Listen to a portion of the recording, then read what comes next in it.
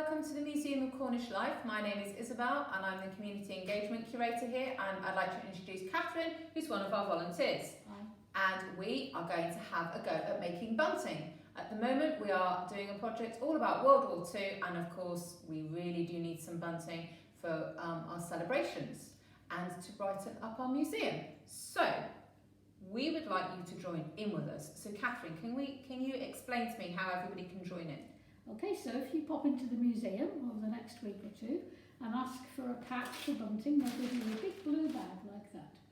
Do you want to open it, Isabel, and Yes. see what joy is inside? I absolutely do. All right, so what should I have in here then? You should have 6 pieces of fabric. Yeah. Oh, Some, I'll drop that. Yeah. some thread. Yeah. And a sheet of words Oh, yes. that tells you what to do. Brilliant, I've got all of that. Oh, I'm dropping everything now. It's all Right, on the floor. That's so okay. that's enough to make 3 triangles.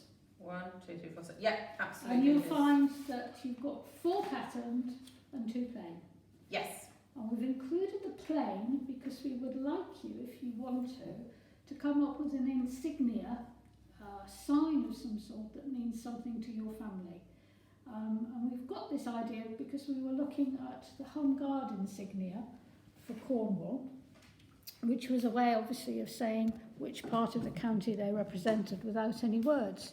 So of course Helston has got its lizard, and Wadebridge has got its camel, and everywhere had someone that meant something to that area.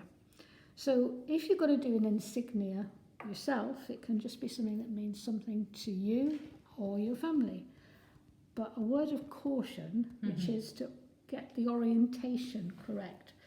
So I thought I'd do a letter C yesterday, and I rather foolishly did it upside down. This is going to be the top of your flag, and this is going to be the bottom.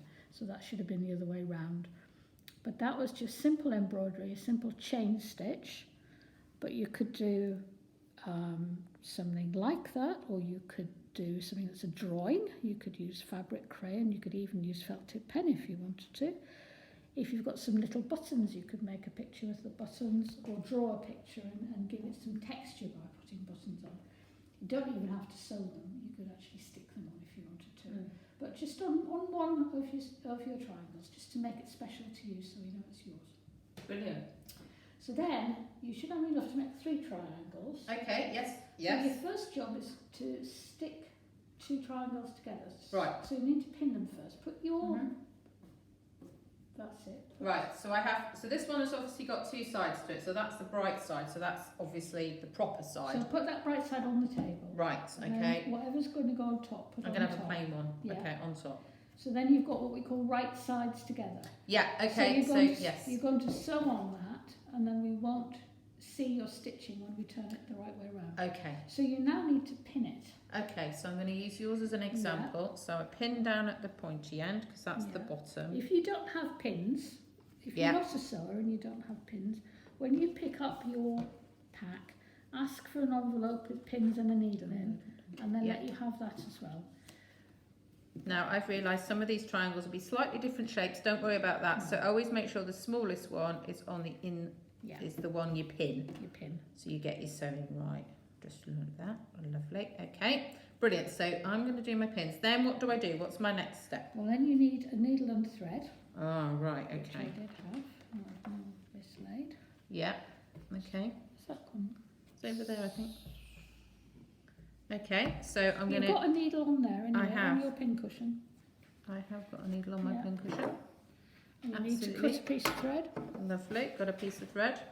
Fairly long. Oh, okay. Long bit. Yeah, that's it. Well, not too long. Ooh. You knot it. Take your needle. Oh my goodness me. That's why I did Now that I'm on feeling the purpose. pressure.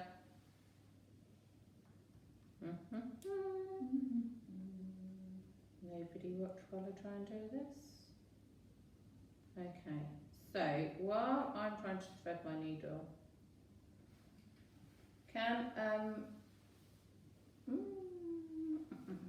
I ask something before I do that actually? So that I get my stitching straight, Yes. can I draw on That's my... probably a good idea. Yes, so because I'm not very good at doing anything in a straight line, I'm going to use a pencil, and I'm just going to make myself a little, I'm going to go that side of the pin, and I'm just going to put in a really faint line.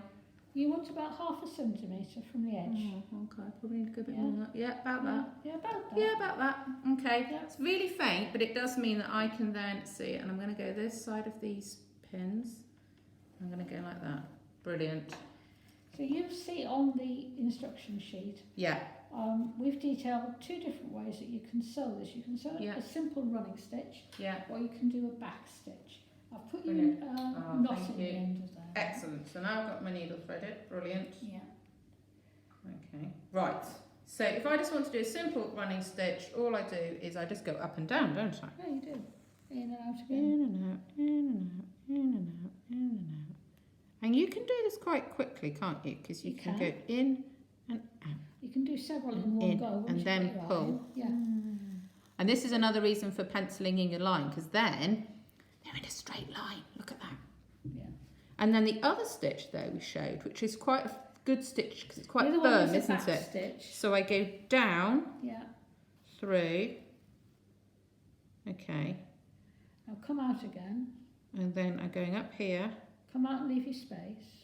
So I've got now I've got a space between my needle and that stitch there. I don't know Yeah. if you can see that Yeah. camera. Pull your needle out. Oh, Now, yeah. so as the name suggests, you now go backwards and put your needle in. Oh, so I'm going to go back into that little hole in there. Yeah. I see. So there's no gap. So when There's you no do gap. this stitch, you don't end up with a gap. Whereas if you do your running stitch, you do end up with a gap. And you can, when you get your eye in to do that, Oh, I'm not. Oh dear, look, I'm not very straight. Am I You can right? come Go out back to my again. pencil. Like, yeah. ahead of the last stitch, and then you go back again. Right, I see. Yeah. Going to go back on my line now, Yeah. Miss. Yeah. Once you get the hang of it, it's quite fast, and it has the Oh, I advantage see. of being Yes. quite secure then. Yeah. Oops. So this is why you need your pencil line, and then you just follow your line all the way along. Yeah. I believe you have one that you did earlier. I have, well, in true Blue Peter tradition, this is one I did last night with a back stitch, and just went around there. So when you've done that, you've got Yeah. the triangle ready. Don't stitch this top bit, Okay. Why are Because- we leaving that open? because you want to turn it inside out, right side out. Oh, yes. I think on the sewing bee they call it, you're going to bag it, Okay. and then you'll probably cut off a little bit of the fabric at the top, not too close, but just to get it through. Okay. And then you just turn it the other way around Okay, I see. and pull it through. Again, this is why back stitch is good, because it's a bit more Yeah. robust. When you, Yes, because you won't have any gaps, will you? If No. you're a sewing machine person, you'll whiz through it anyway. You will. But it's quite fun. I have to say, I'm quite enjoying this, and it's quite a therapeutic thing to do.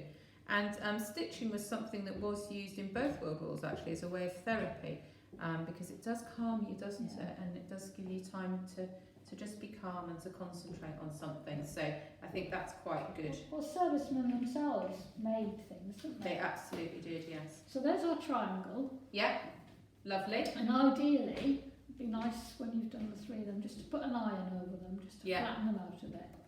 But that's all we need. Yeah. So it can be patterned on both sides. It can Yeah. be like you've done patterned So on mine one will end side. up being patterned on one side and plain on the Or other. you can mix patterns. You've got Yeah. several patterns. I have got lots of patterns Yeah. here actually. That I think that would be quite nice Yeah. together. Now I've quite enjoyed just even doing that little bit there. So say I get really enthusiastic and I want to do more than my 3 triangles of bunting. Is that okay? Of course it is. I would suggest if you're going to do that, that Yeah. before you sew the last one, you draw around one of them just to give yourself a template, so you're roughly the same Yeah. size. Yes. And then you can just carry on and make as many as you like, really. Absolutely. So we'd love you to join in. Either come up and pick a pack, or if you've got material at home, we will put our how-to guide on our website so you can have a look at that. We've got a deadline though, haven't we? Ideally. Yeah, ideally, I think we'd like all of the triangles with us by the 2nd of July, I beg your pardon, Friday the 2nd of July. Brilliant. Because the next job, of course, is then going to be to string it all. It to make the absolutely is, yes. But we're going to have lots of fun putting them all together, and then we hope that you will come into the museum and you'll be able to see your own bunting and the other lovely bunting that people have made from across the area. Thank you very much for joining us, and get bunting.